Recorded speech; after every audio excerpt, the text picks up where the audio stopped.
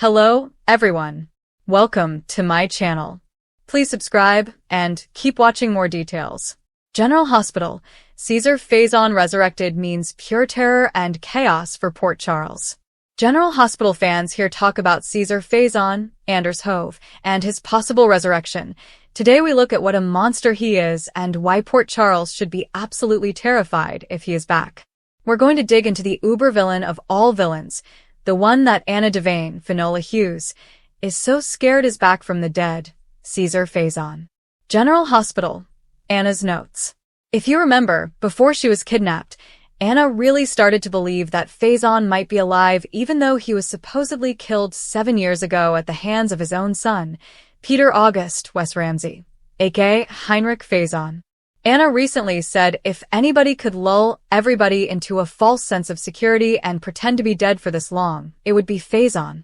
Also on her little list of notes she's making in captivity is the fact that there's been resurrections tied to him because, 3 of Faison's kids were supposedly dead and now 2 of them just resurfaced.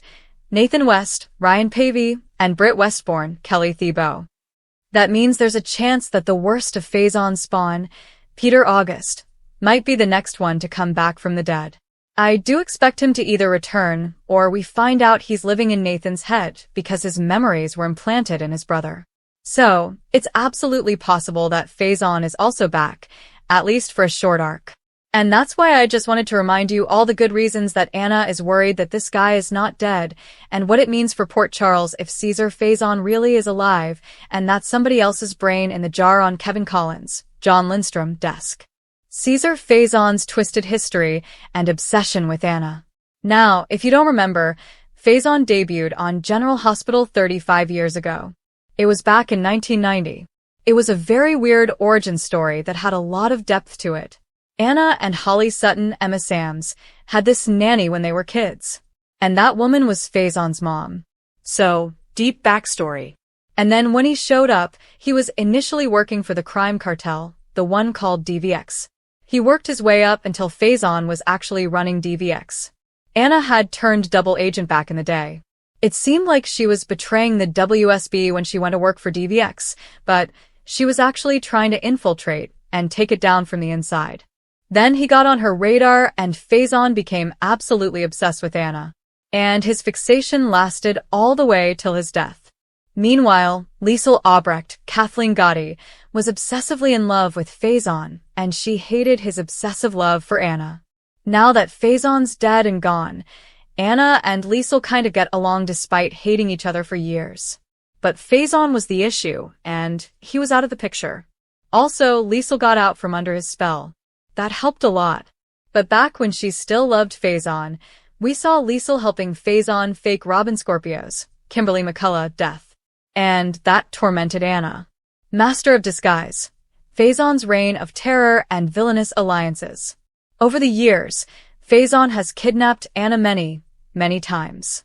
Faison once wore a mask to appear as Duke Lavery Ian Buchanan, who was the love of Anna's life.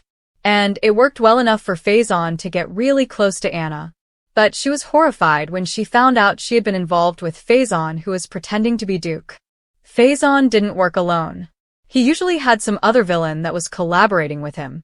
And he worked with a lot of the big villains on GH.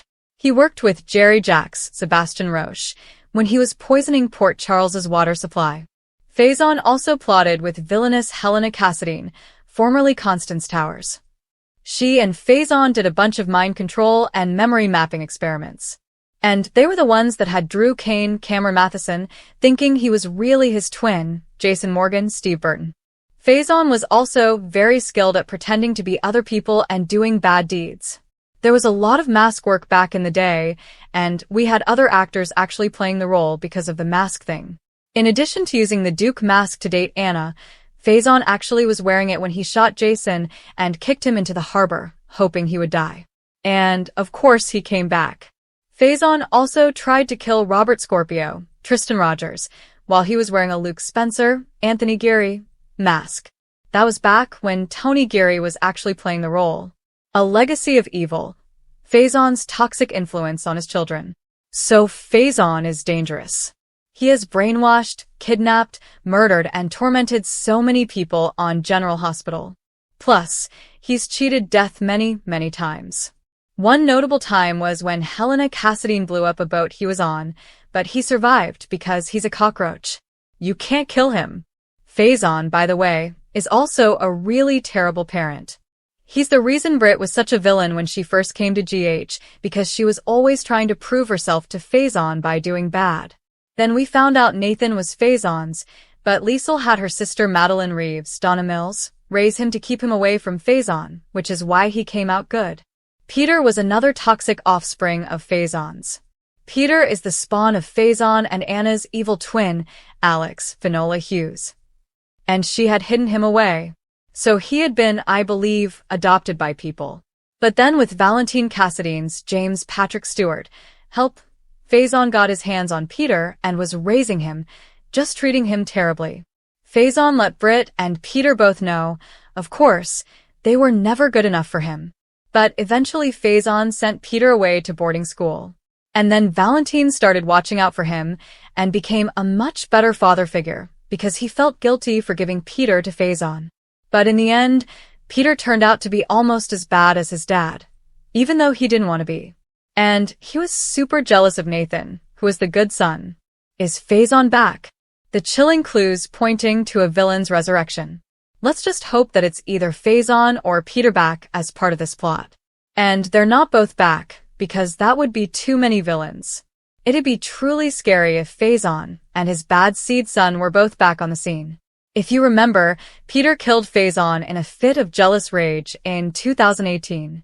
He had been shot and Faison was in the hospital and Peter came into his room and finished him off. So with Nathan and Britt back, it seems increasingly likely that Faison could be back. Anna is being held captive below Windermere right now, and she suspects Faison is involved. And him working with Sidwell, Carlo Rota, is another truly terrifying notion, but it would be very much like him since he likes to have co-conspirators and Sidwell is ultimately evil.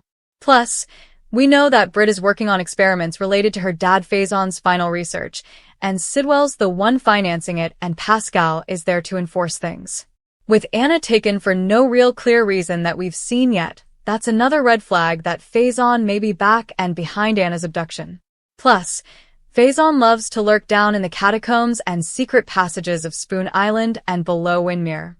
He's hidden out there several times in the past. That would absolutely explain why Sidwell bought the property.